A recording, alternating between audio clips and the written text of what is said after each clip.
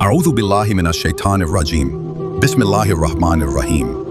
अल्लाह ताला के नाम से शुरू जो बहुत मेहरबान और निहायत रहम करने वाला है। प्यारे दोस्तों, आज की इस वीडियो में हम बात करेंगे उस बदबख्त और बदनीयत यजीदी फौज के एक ऐसे शख्स की जिसने अहले बैत के खिलाफ सबसे ज्यादा दुश्मनी और बगावत का इजहार किया। यही वो बदनसीब इंसान था जिसने हजरत इमाम हुसैन रजी अल्लाह ताला अन्हु, जो रसूलुल्लाह सल्लल्लाहु अलैहि वसल्लम के नवासे थे, कि पाक गर्दन को उनके जिस्म से जुदा किया।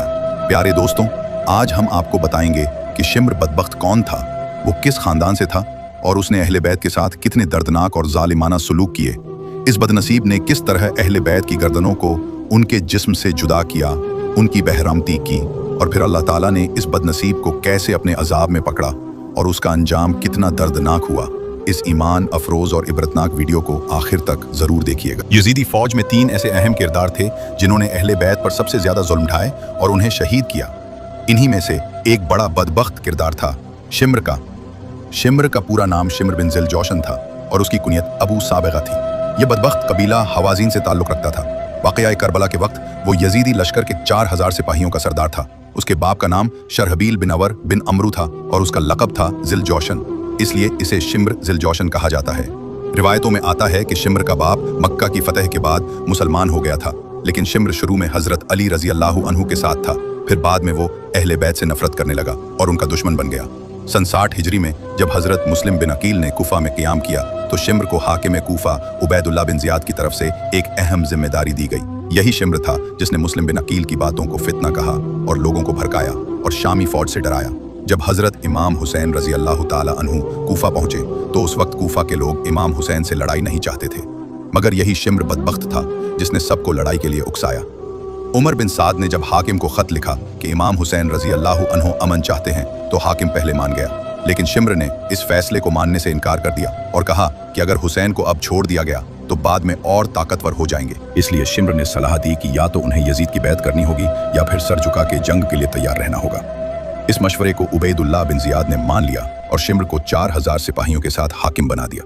इसके बाद करबला की तरफ इमाम हुसैन को एक खत भेजा गया जिसमें कहा गया, या तो यजीद की बैत करो या फिर सर झुका दो। अगर उमर बिन साद नहीं कर सकते तो ये काम शिम्र को सौंप दो। यौम आशूरा की सुबह शिम्र अपने लश्कर के साथ करबला पहुंच गया और उमर बिन साद के लश्कर में शामिल हो गया।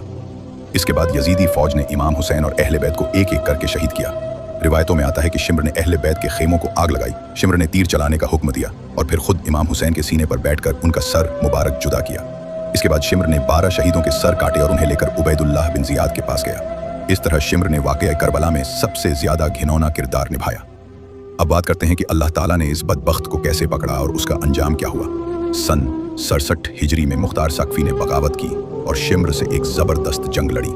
मुख्तार ने शिम्र और उसके साथियों को शिकस्त दी। शिम्र जान बचाकर भाग निकला, मगर मुख्तार ने एक फौज भेजकर उसका पीछा कराया। शिम्र ने पहले एक सिपाही को मार दिया, मगर फिर दूसरी बार मुख्तार की फौज ने शिम्र का मुहासरा कर लिया।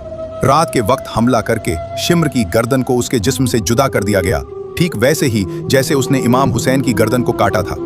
रिवायतों में है कि शिम्र का सर काटकर मुख्तार के पास भेजा गया, उसका जिस्म कुत्तों के आगे फेंक दिया गया।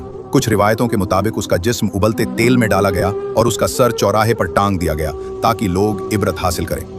प्यारे दोस्तों, इस तरह अल्लाह ताला ने शिम्र को उसी तरह सजा दी जैसे उसने इमाम हुसैन रजी अल्लाहु अन्हु के साथ किया था।